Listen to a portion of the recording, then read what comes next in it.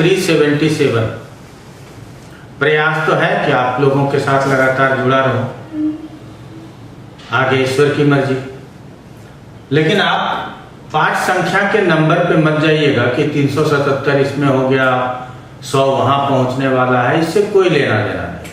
सरलता से 10 minute 5 minute का पाठ आप लोगों को मिलता है। यदि लगातार इसको पढ़ते रहेंगे तो हम उम्मीद करते हैं कि आप निश्चित रूप से ज्योतिष सीख पाएंगे। अभी हमारा प्रयास है कि जो जो विषय हमने प्रारंभ किया है पहले उसको समाप्त कर लें, फिर नए विषयों को प्रारंभ करेंगे। तो इसीलिए आप लोगों को यहाँ हमेशा जुड़ा रहना है। और हम हमेशा तो नहीं कहते, लेकिन कभी कभी जरूर कहते हैं कि जिनको रेगुलर पढ़ना है वो सब्सक्राइब भी करें और बेल आइकन को भी दबा दीजिए। तो यहाँ से किसी भी प्रकार का यदि सूचना आपको चाहिए है तो वो प्राप्त हो जाएगी। चलिए आगे बढ़ते हैं।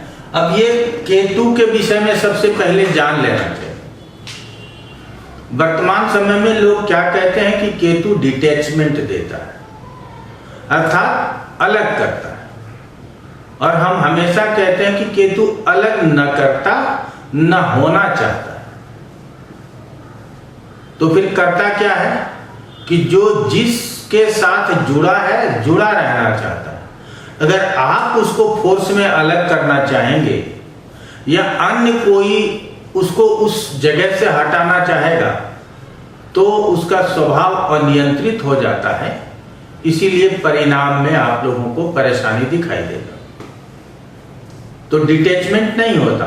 यदि वो सप्तम में बैठा है तो हम कहेंगे कि हमेशा वो चाहेगा कि हम अपने जीवन साथी के साथ अच्छा समय गुजार सकें। लेकिन अगर जीवन साथी की तरफ से परेशानी आ रही है या और को कई लोग होते हैं कि जो हमारे पारिवारिक जीवन में दखल देते हैं, तो उसके वजह से क्या होगा, उसके स्वभाव में परिवर्तन आता है। तो हम क्या देखते हैं कि जब कभी भी केतु की दशा आती है तो स्वभाव में चिड़चिड़ापन का होना आम लोगों की पत्रिका में हमने देखा है। दूसरा, वो भ्रमित होते हैं। करना उसको वही कार्य है, लेकिन वो क्या हो जाते हैं, भ्रमित हो जाते हैं कि सामने वाला क्या बोल रहा है और कोई कुछ क्या बोल रहा है। उसको समझना किसी की बात नहीं, लेकिन उसके बावजूद भी अगर हमको किसी की बात नहीं समझनी, लोग हमको फोर्स करते हैं, तब हमको क्या करना पड़ेगा, तो हमारा खुद का ही स्वभाव अनियंत्रित हो जाएगा। तो चलिए सबसे पहले, यदि केतु लग्न में हो,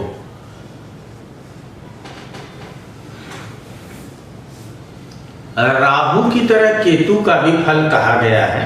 आप ऐसा शास्त्रों में जाकर के देखेंगे, लेकिन कुछ गुण स्वरूप में अंतर है।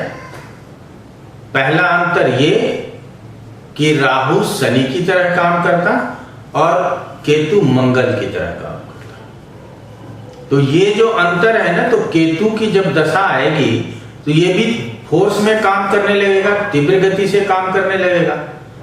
तो इससे आपको क्या समझ में आएगा कि ये केतु चाहे शुभ फल करेगा तो उसमें तीव्रता होगी और अशुभ फल करेगा तो उसमें तीव्रता हो जाएगी।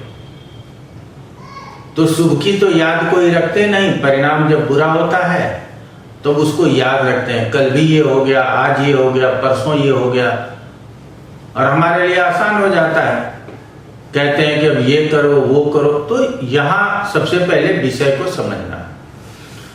और राहु और केतु का स्वामित्व तो नहीं है किसी राशि का, तो क्या करेगा, जिस राशि में बैठेगा ना उसी के दोनों राशियों का फल वो करेगा। तो अब ये यदि तुला राशि में बैठा है तो अष्टम का भी फल करेगा। संभव है कि शुक्र दशाओं में आए तो अष्टम का फल वो करे या न करे, लेकिन यदि केतु लग्न में बैठा तो वो लग्न के साथ साथ अष्टम का भी फल करेगा। इसीलिए यहां सावधानी से चलना है। अगर चोट चपेट दुर्घटना हो गई तो प्रभाव किसके ऊपर होगा, लग्न के ऊपर। और यदि स्वभाव चिड़चिड़ापन हो गया, मन स्थिर है नहीं, आप कहीं निकल लिए तो चोट चपेट लग सकता है। तो यहां पे हमारे मन स्थिति को नियंत्रण से थोड़ा दूर करता है। तो अब चूंकि केतु को आध्यात्मिक प्लैनेट भी लोग कहते हैं, तो उसके हिसाब से ये शुक्र की राशि में बैठा, और ये राशि तुला राशि है और इसके स्वामी कौन होते हैं? शुक्र होते हैं। तो ये तो कामनाओं को देने वाली राशि है। तो ऐसे स्थिति में क्या होता है कि केतु यहां होकर के ये द्वंद्व हो जाता है कि हम कामना के लिए आगे बढ़ें या अपने जीवन को सरलता से आकर के निकालें। तो इस तरह की समस्या यहां आपको आएगी। अगर केतु लग्न में बैठा है तो आप विवेकी होंगे, सोचने समझने का सामर्थ्य बहुत अच्छा होगा। ये भी प्रवीण होते हैं किसमें? किसी भी प्रकार के योजनाओं को बनाने में।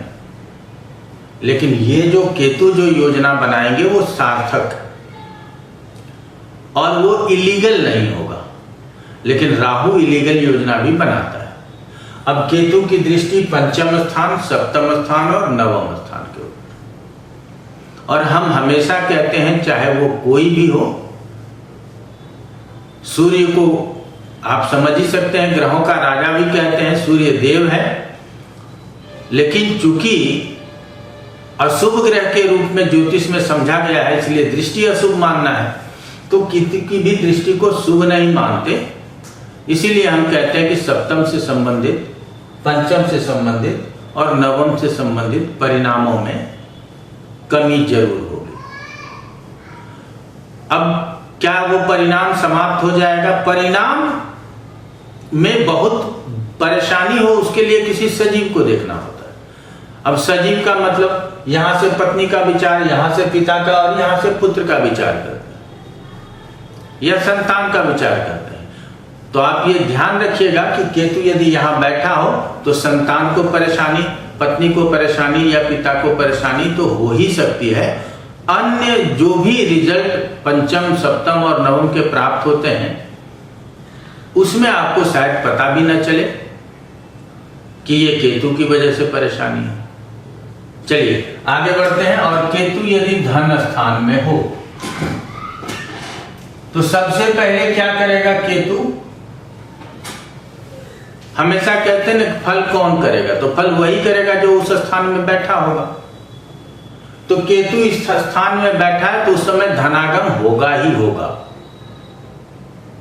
अब यदि कोई ये कह दे कि नहीं, वो क्या कहते हैं उसको, डिटैचमेंट देता है, तो क्या धन से डिटैचमेंट देगा? नहीं देगा। क्या फैमिली से डिटैचमेंट देगा? नहीं देगा। उस समय पे वो चाहेगा कि हम किस तरह से अपने परिवार के सभी लोगों को बांधकर रख सके। तो वर्तमान समय में बांधकर रखना ही बहुत मुश्किल काम है। और हमने पहले ही कहा है कि यदि हमको कोई दूसरा कुछ कहना चाहेगा, हम उसको समझना नहीं चाहेंगे, हम चाहेंगे कि परिवार के साथ बंध के रहें, तो ऐसे स्थिति में हमें परेशानी होगी। तो जातक को केतु की दशा में परेशानी होती है, लेकिन क्यों होता है ये समझना चाहिए। अब तो यहां पे हमारा क्या हो जाएगा कि परिवार को बांध के रखना चाहेंगे, धन संचय करना चाहेंगे, और सभी कहेंगे कि आपके पास धन है तो यहां लगा दो, वहां लगा दो, ये कर दो, वो कर दो, और आप चाहेंगे कि नहीं, धन है तो इसको संचित रहने दो। तो ऐसे स्थिति में सबसे पहले केतु धन स्थान में है तो पहले धन देगा। और विशेष रूप से आप समझिएगा कि ऐसी दशा यदि इसकी आ गई तो उस दशा में तो निश्चित रूप से धन देना है इसको, धन नहीं देने का सवाल ही नहीं उठता। अब जहां जहां दृष्टि देता वो गलत है। ये देख लीजिए, 5वीं, 7वीं और 9वीं, ये 3 दृष्टियां हैं। तो यहां यदि देख लिया तो क्या होगा कि जरूरत है, या हम अपने किसी भी तरह के ऐसे कभी कभी कारण में फंस जाते हैं कि हमने पैसे ले लिए, दूसरे को देना है तो तीसरे से ऋण ले लेते हैं, तो ऋण आदि की समस्या हो सकती है। अब यहां फिर दृष्टि है इसका, तो पहले तो यहां बैठा था तो इसकी दूसरी राशि का फल कर रहा है, अब यहां बैठा है तो इसका फल करना चाहेगा तो इसीलिए छठे और आठवें का फल किसको चाहिए? किसी को नहीं चाहिए। तो इसीलिए यहां बैठा केतु जब धन देगा तो दुर्घटना भी दे सकता है, इस बात का ध्यान रखना। करियर के क्षेत्र में भी उतार चढ़ाव ले आए, कहेंगे जब करियर के क्षेत्र में उतार चढ़ाव ले आएगा तो धन कैसे आएगा? तो जरूरी नहीं है कि नौकरी चली जाएगी, लेकिन कार्य करते के समय हमको अपने सीनियर से, जूनियर से, सहकर्मी से परेशानी हो सकती है, या ऐसे समय में यदि हमारा जॉब चेंज हो जाता है, 1 महीने के लिए हम घर में बैठ जाते हैं लेकिन दूसरे जगह हमको 30% हाइक मिल रहा है, तो ऐसा संभव है कि हमको कार्य क्षेत्र में परेशानी हो, और यदि कार्य बदलें तो चूंकि ये धन स्थान में बैठा है इसीलिए आपको पेमेंट बढ़कर मिलेगा, ये आप लोगों को समझना है। अब आ जाते हैं केतु यदि तीसरे स्थान में स्थित हो जाए।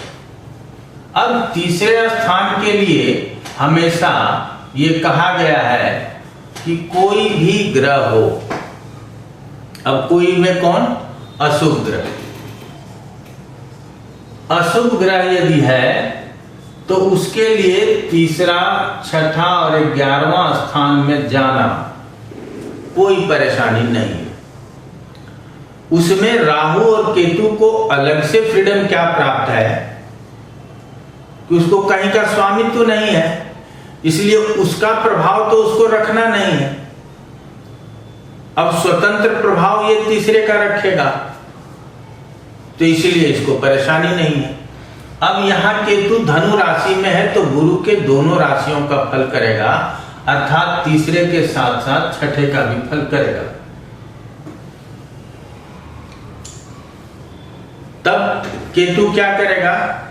कला में, खेल कूद में, इसमें इंटरेस्ट जगा सकता है, और वो उसमें गहराई से ज्ञान लेना चाहेगा, क्योंकि केतु हमेशा गहराई के लिए जाना जाता है। वो किसी भी विषय को पढ़ेगा, लिखेगा तो उसके डीप अध्ययन में जाएगा। कला के क्षेत्र में जाएगा तो तब तक वो अपने आप को कलाकार घोषित नहीं करना चाहेगा जब तक वो खुद में सेटिस्फाइड ना हो जाए। जब तक वो अपने आप से संतुष्ट नहीं हो जाएगा, वो अपने आप को सबसे अव्वल खिलाड़ी नहीं समझेगा। अगर केतु यहां है तो जातक पराक्रमी होगा। केतु उसके पराक्रम को बढ़ाता है, और वो जितने भी लोग हम समझते हैं ना तीसरे स्थान से, नौकर हो, चाकर हो, जूनियर कर्मचारी हो, छोटा भाई हो, इन सब के साथ मिलजुल कर रहना चाहिए। तो केतु डिटैचमेंट नहीं देगा, लेकिन ये जो लोग हैं यदि ये उसके साथ किसी भी तरह से अन्यत्र बात विवाद करें, बात विवाद का मतलब है कि आप जिस रास्ते चल रहे हैं कहते हैं नहीं ये वाला ठीक नहीं है, ऐसे चलो, ये सलाह यदि हमारा नौकर देगा, ये सलाह यदि हमारे साथ में काम करने वाले दें, ये सलाह यदि मेरा छोटा भाई दे दे, तब क्या होगा? तब आपके स्वभाव अनियंत्रित हो सकते हैं। तो हमेशा कहते हैं चूंकि केतु स्वयं अपने निर्णय पर अडिग होकर चलने वाला होता है। सामान्य भाषा में समझिएगा कि राजनीति के क्षेत्र में यदि केतु बलवान हो तो वो दल बदलू नहीं होता। आज कांग्रेस में है, कल बीजेपी में, परसों आरजेडी में, फिर मायावती में, फिर ऐसा नहीं होता। तो आप समझ सकते हैं कि एक ही ध्वजा के सहारे, एक ही झंडा के नीचे चलना चाहता है। तो जबरदस्ती यदि आप उसको फोर्स करेंगे तो जातक के स्वभाव के ऊपर इसका प्रभाव जाता है। अब यहां हमने कहा तो यहां हम अपने पराक्रम की वृद्धि तो करेंगे, साथ में हमारे दशाफल में जब जाएंगे तो इसकी भी दशा करेगा और इसकी भी, अर्थात आपको परिश्रम भी करवाएगा। अपनी दशा अंतरदशा में शत्रु भी बढ़ा सकता है, रोग आदि का भी भय दे सकता है, और ऋण लेने की भी आवश्यकता पड़ सकती है। तो अब ये तो चूंकि जिस स्थान में स्थित है उस ग्रह के दोनों राशियों का फल कर रहा है, इसीलिए छठे का भी फल करेगा।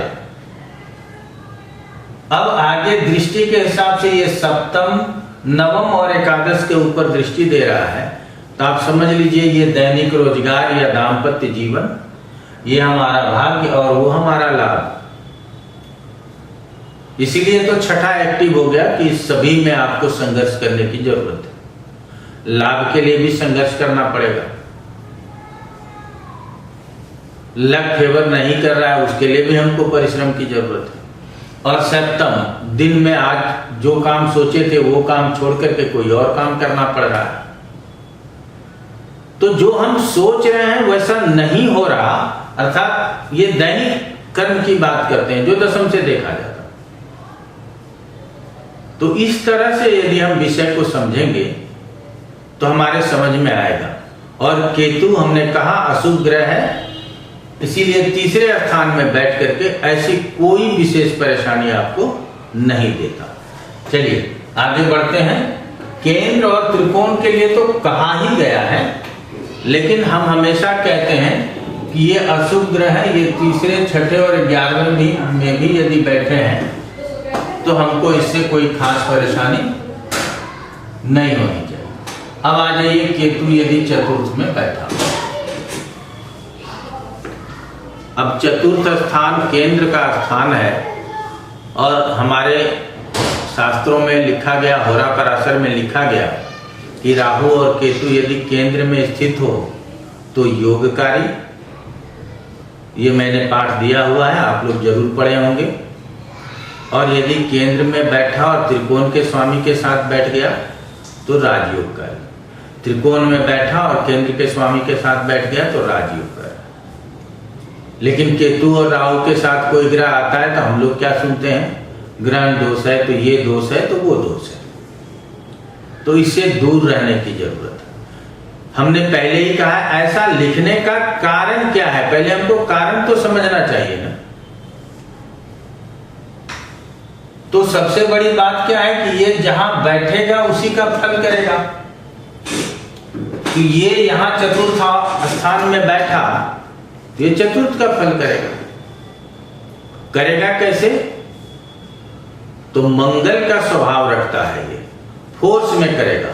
मंगल की भी दशा 7 साल की, केतु की भी दशा 7 साल की, राहु की दशा 18 की, तो शनि की दशा 19 साल की। तो ये सब भी आपको समझना है कि क्यों शनिवत राहु, क्यों कुजवत केतु कहा जाता है। तो अब समझिए कि ये जब कोई भी सुख देगा तो उसकी गति तीव्रता से होगी। ये रोकेगा नहीं किसी चीज को। घर खरीदना है कल खरीदना है, गाड़ी लेनी है कल ले लेंगे, और किसी सुख सुविधा की जरूरत है तो प्राप्त कर लेंगे। लेकिन हम हमेशा कहते हैं ना कि कोई भी ग्रह अपनी ही दशा में विशेष फल करता है। तो चौथे बैठ करके यहां केतु नुकसान नहीं देगा। अब यहां बैठा ये किसके घर में? शनि के घर में। शनि देख लीजिए चौथे के साथ साथ 5वें का भी स्वामी है।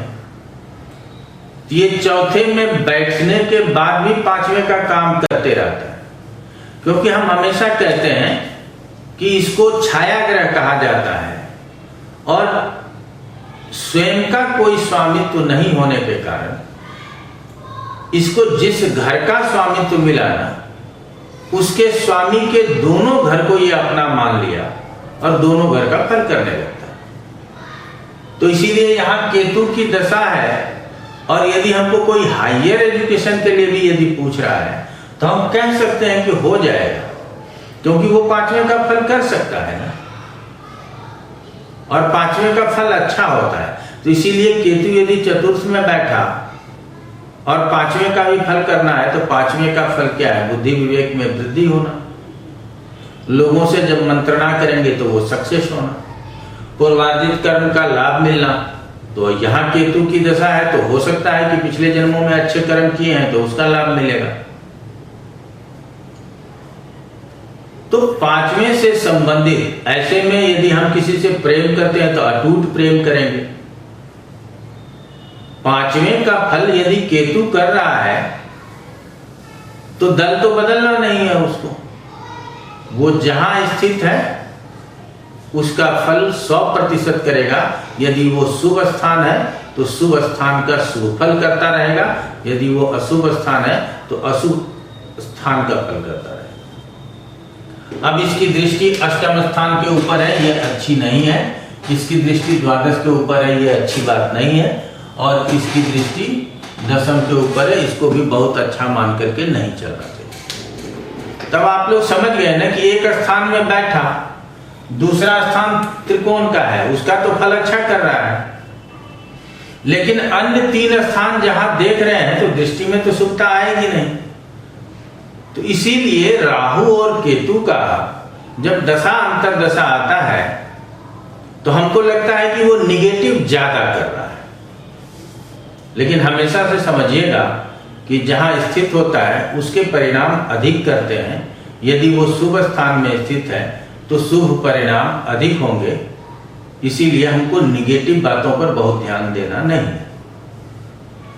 हो सकता है करियर के क्षेत्र में थोड़ी बहुत परेशानी आ जाए, हो सकता है कि चोट चपेट दुर्घटना आ जाए, या उस समय हो सकता है कि यदि आप रिसर्च के विषय में कोई कार्य कर रहे हों और दशांतर दशा केतु की है, सक्सेस नहीं लेने दे।